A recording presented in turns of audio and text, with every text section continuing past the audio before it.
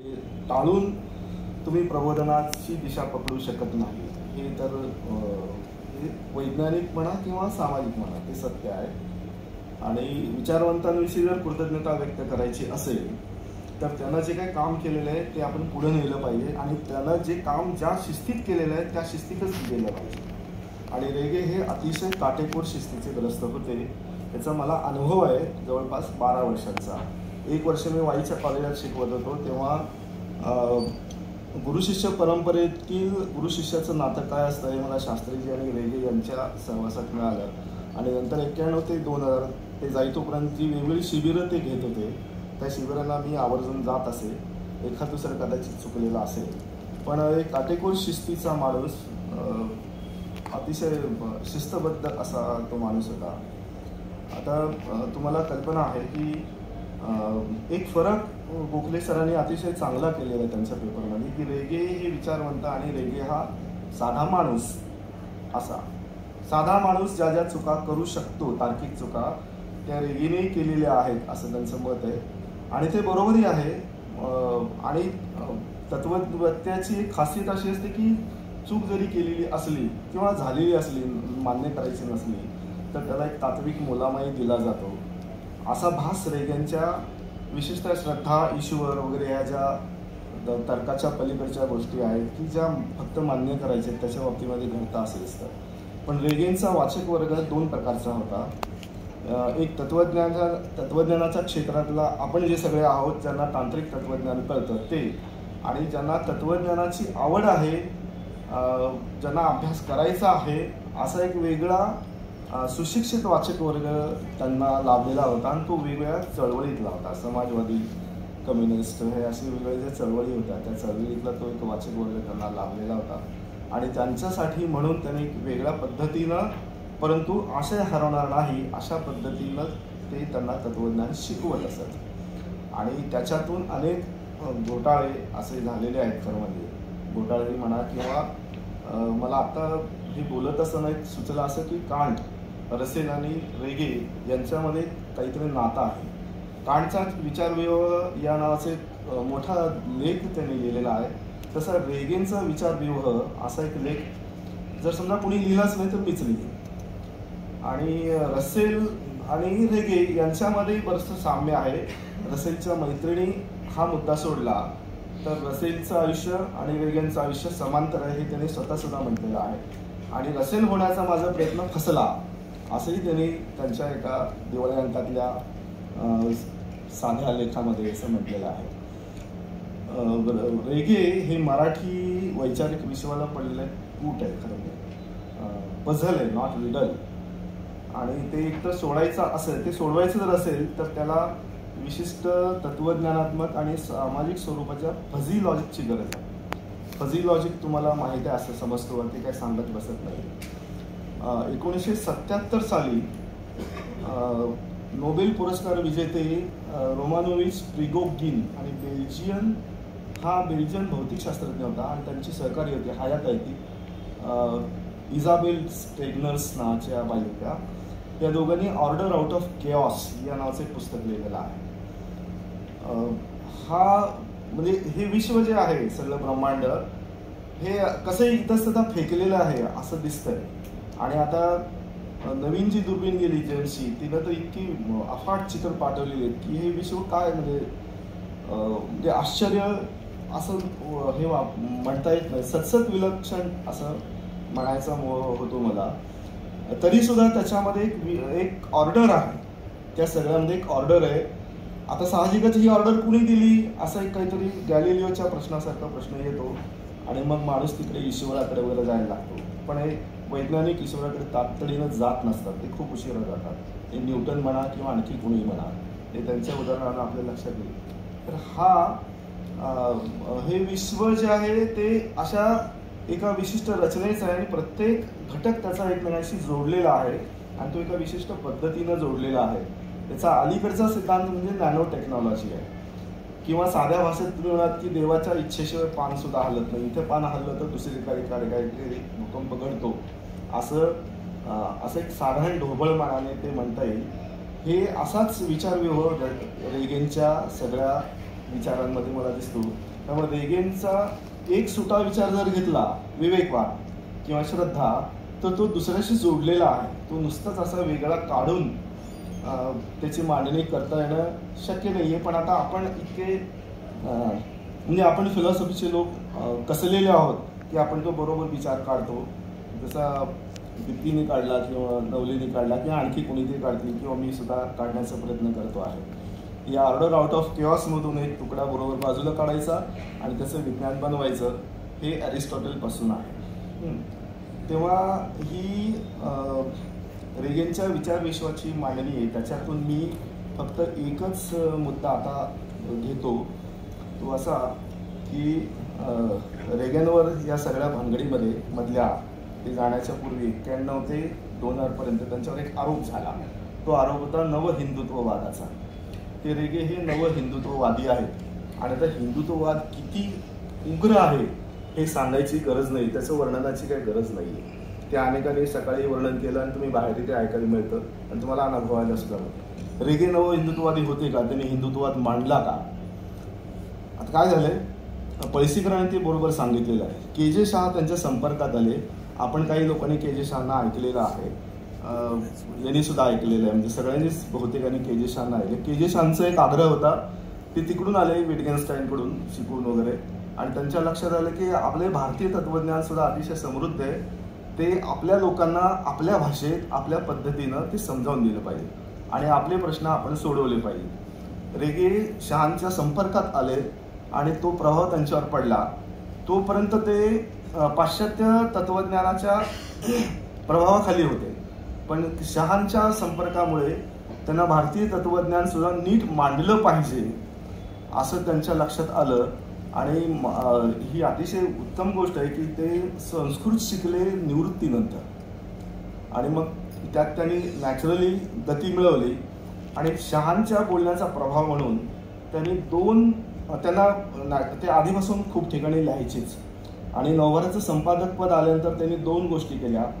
त्या म्हणजे हिंदू धार्मिक परंपरा आणि सामाजिक परिवर्तन ही लेखमाला आणि इहवाद आणि सर्वधर्म समभाव ही लेखमाला, ह्या 2 लेखमाला त्यांनी सलग लिहिल्या आणि महाराष्ट्रातल्या बौद्धिक वर्तुळामध्ये त्या लेखमालांनी थोडा गोंधळ केला आणि त्यांच्यावर त्याच्या आधी रेगे जी काही विज्ञानवादाची विवेकवादाची मांडणी करत होते, त्यामुळे रेगे म्हणजे पुरोगामी समाजवादी विज्ञानवादी माणूस अशी त्यांची प्रतिमा झाली होती.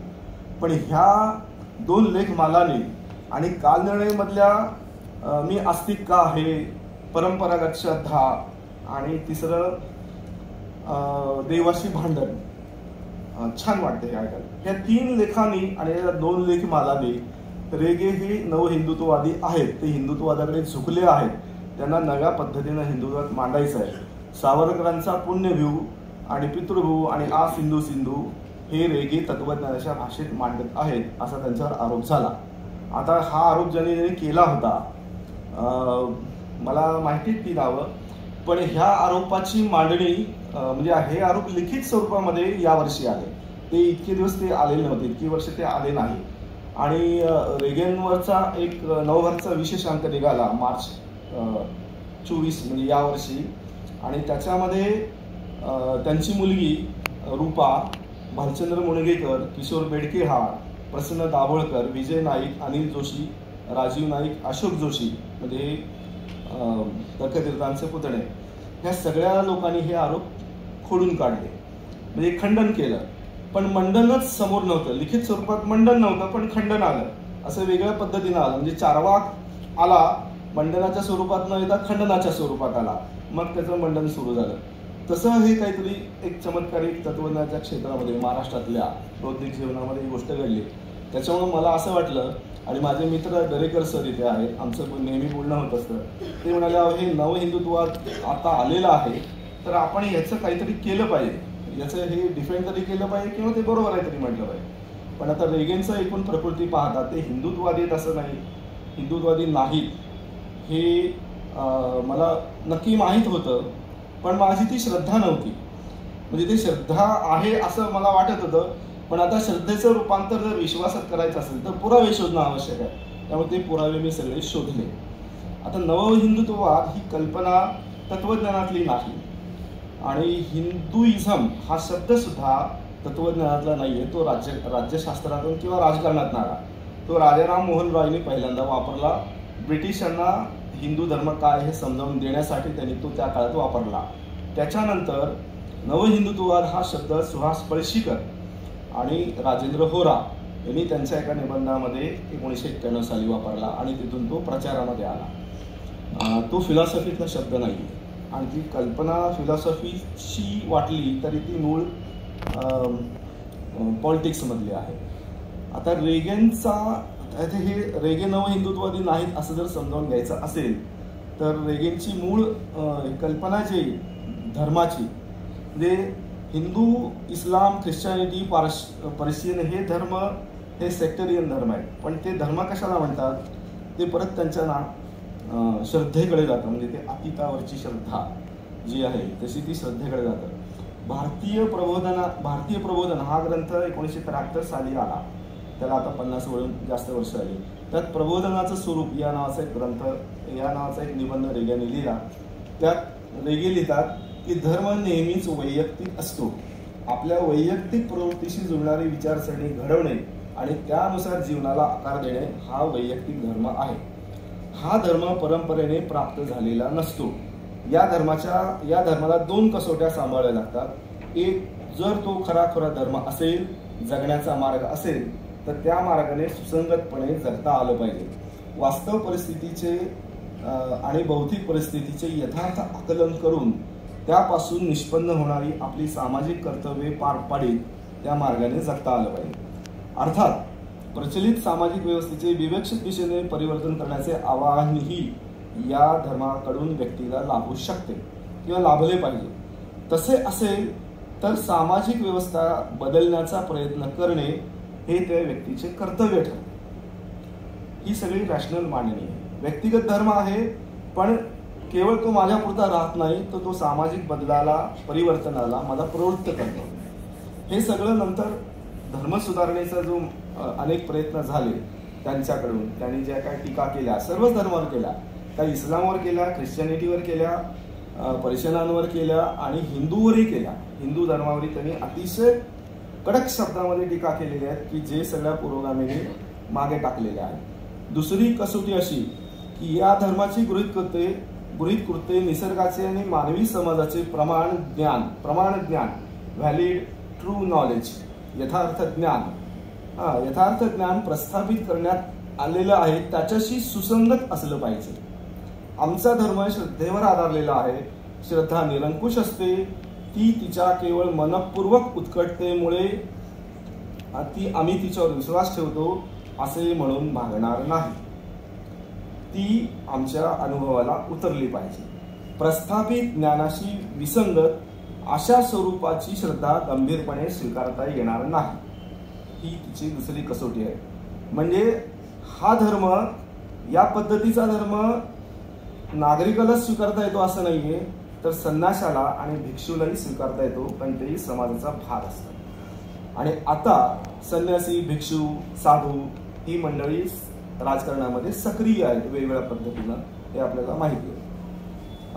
ही त्यांची 1973 सालेली मांडणी त्यांच्या नंतरच्या दोन्ही लेखमालांमध्ये आणि सर्वच लेखांमध्ये ती उमटत राहिली.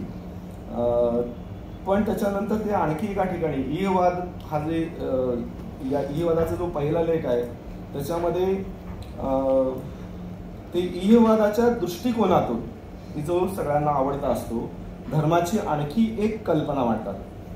ते म्हणतात की भीती आणि इच्छा यांच्या मिश्रणातून कोणत्या तरी अतीत अशा पर तत्वावर विश्वास ठेवला जातो, त्याला शरण जाण्याची प्रवृत्ती आपल्यामध्ये होते. हाही वैयक्तिकच धर्म असतो, पण हा धर्म व्यक्तीला तारक धर्म नसतो, तो मारक धर्म असतो. तो अनेक प्रकारच्या अंधश्रद्धांना, अनेक प्रकारच्या अनावश्यक कर्मकांडांना जन्म देतो. त्यामुळे असा धर्म खरा सामाजिक धर्म होऊ शकत नाही की जो समाज गतिमान ठेवू शकतो, परिवर्तनाला प्रवृत्त करू शकतो. असा हा भीतीतून जन्माला येणारा धर्म नाही. हे कार्ल मार्क्सच्या धर्म संकल्पनेशी जुळणारा आहे. आता दीप्तीनं मांडलेलं आहे, रेगे म्हणतात की माणूस हा निसर्गातील विशिष्ट प्रकारची वस्तू आहे आणि स्वतंत्र कर्ता म्हणून माणसाला निसर्गापलीकडेही अस्तित्व आहे.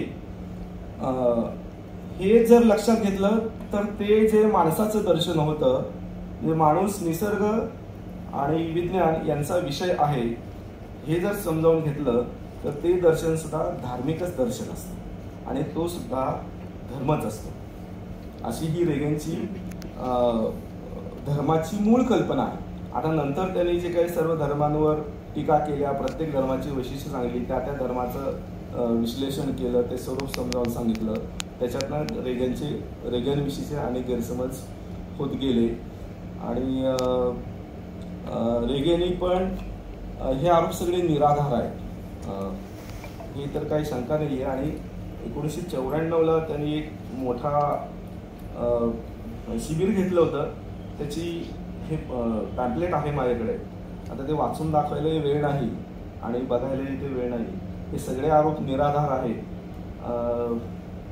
रेगेनच्या